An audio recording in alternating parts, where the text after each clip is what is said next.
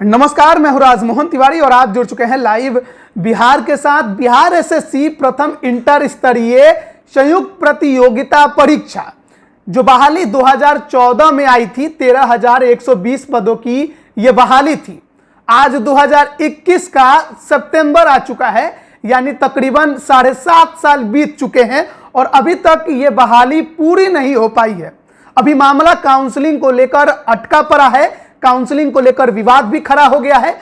कई तरह की खबरें भी बाजार में चल रहे थे, कई प्रकार के अफवाह उड़ रहे थे और उन अफवाहों को दूर करने के लिए 31 अगस्त को अभ्यर्थी बिहार एसएससी के कार्यालय पर पहुंचते हैं। उनकी संख्या ज्यादा रहती है, जाहिर बात है कि 7.5 साल पुरानी बहाली है, तो ये अभ्यर्थी काफी ज्यादा चिंतित हैं अपने उम्र को लेकर, अपने समाज को लेकर, परिवार को लेकर, बेरोजगारी को लेकर। ऐसे में इन अभ्यर्थियों की चिंताएं लाजमी है और जब बाजार में कई प्रकार की खबरें निकलने लगती है तो ये और ज्यादा चिंताजनक बन जाती है। और इसीलिए अभ्यर्थी स्पष्टीकरण के लिए 31 अगस्त को आयोग के गेट पर पहुंचे। वहां पर जो आयोग के अधिकारी हैं उनसे मिलने की कोशिश की थी, लेकिन पहले अधिकारियों ने मिलने से मना कर दिया। बाद में 2 अभ्यर्थियों से आयोग के अधिकारियों ने मुलाकात की और मुलाकात में इस बात का पता चला कि जो खबरें बाजार में चल रही थी वो सही थी, यानी 1.1 गुना अभ्यर्थियों को काउंसलिंग में बुलाने को लेकर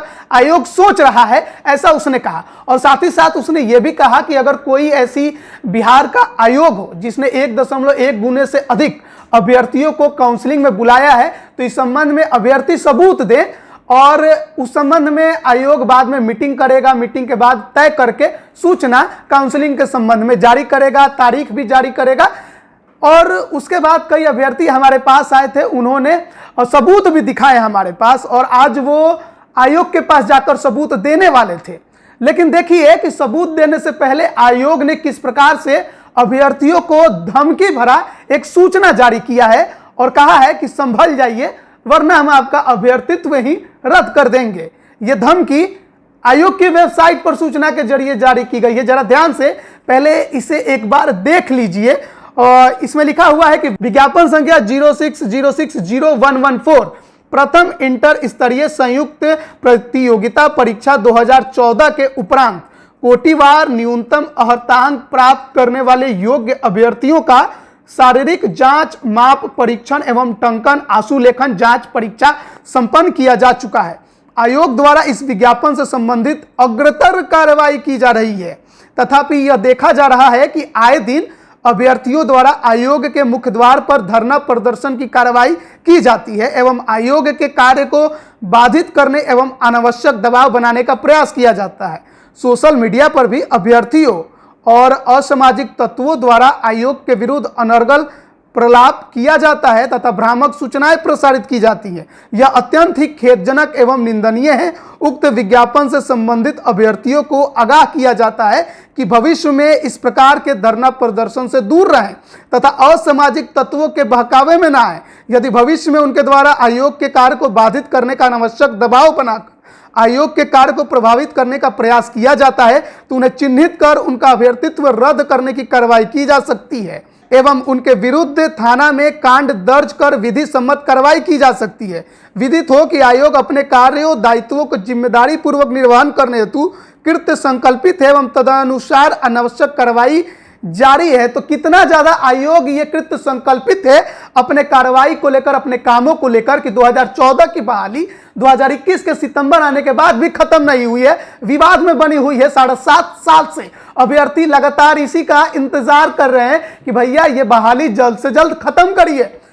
टाइपिंग का डेट नहीं आता है तो प्रदर्शन करते हैं तो टाइपिंग का डेट जारी किया जाता है। उससे पहले मेंस के रिजल्ट के लिए काफी हंगामा मचाना पड़ता है, यहां तक कि विपक्ष के नेता को भी लिखना पड़ता है, उसके खिलाफ आवाज उठाना पड़ता है कि रिजल्ट जारी कीजिए। उसके पहले मेंस की एग्जाम को लेकर प्रदर्शन करना पड़ता है और उसके बाद जब ये अभ्यर्थी कुछ स्पष्टीकरण को लेकर आयोग के कार्यालय पहुंचते हैं तो आयोग अब इस संबंध में सूचना जारी करता है कि आपके खिलाफ कार्रवाई करेंगे अगर आप हमारे कार्यालय के बाहर आकर किसी प्रकार का धरना प्रदर्शन करते हैं। तो देश में लोकतंत्र है कि नहीं है, बिहार में लोकतंत्र है कि नहीं है। आयोग इस देश का हिस्सा है या नहीं है, संस्थाएं देश का हिस्सा है या नहीं है। धरना प्रदर्शन हो या कोई भी प्रदर्शन, इस देश के हर एक नागरिक को अधिकार है करने का। अगर आप गलत काम करेंगे, अगर आप समय पर कार्रवाई नहीं करेंगे, 7.5 साल एक बहाली को लेकर जाएंगे और उसके बाद ये उम्मीद करेंगे कि अभ्यर्थी चुपचाप आप जैसा चला रहे हैं वैसा चलाए, तो फिर सोचिए कि इस देश के जो बेरोजगार युवा हैं वो फिर काहे लिए युवा हैं।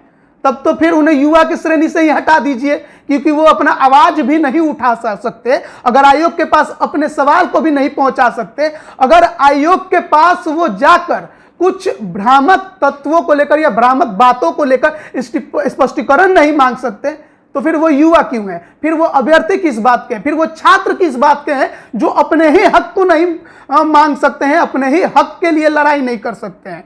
हम कहते हैं कि हम पढ़ेंगे तो अपने हक के बारे में जानेंगे, और अपने ही हक के लिए जब ये अभ्यर्थी आयोग के पास जाते हैं हक की लड़ाई लड़ने के लिए, तो ये तालिबानी फरमान जारी कर दिया जाता है एक आयोग के द्वारा। ऐसा कहना है अभ्यर्थियों का। कई मैसेज हमारे पास अभ्यर्थियों का आया है और उनका कहना है कि देखिए सर, ये तालिबानी फरमान है।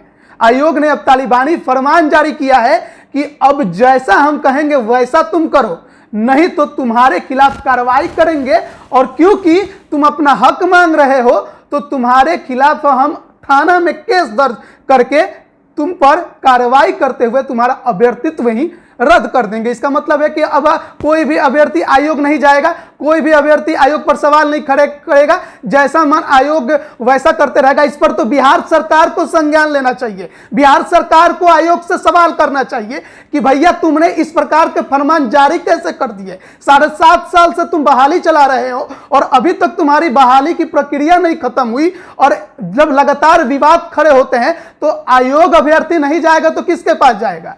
प्रधानमंत्री जी के पास पहले जाएगा कि पहले वो आयोग ही जाएगा? मुख्यमंत्री नीतीश कुमार को तो कोई मतलब नहीं है, वो इन मुद्दों पर संज्ञान नहीं लेते हैं। विपक्ष भी उसी तरह हाथ पे हाथ धरा बैठा है। तो आयोग नहीं जाए, अभ्यर्थी अपने हक की आवाज नहीं उठाए, अपने हक की मांग नहीं करे, तो फिर क्या करेगा?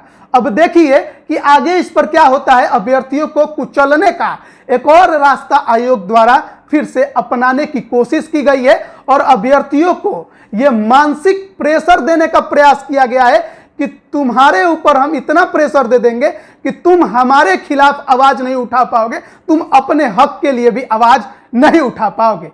देखते हैं इस पर अब अभ्यर्थियों का क्या कुछ रवैया रहता है, वो क्या कैसे अपनी बातों को रखते हैं। तमाम अपडेट हम देते रहेंगे। अब बने रहिए लाइव बिहार के साथ। आप सभी का बहुत बहुत धन्यवाद। लाइव बिहार YouTube पर सब्सक्राइब और Facebook पर लाइक जरूर करें।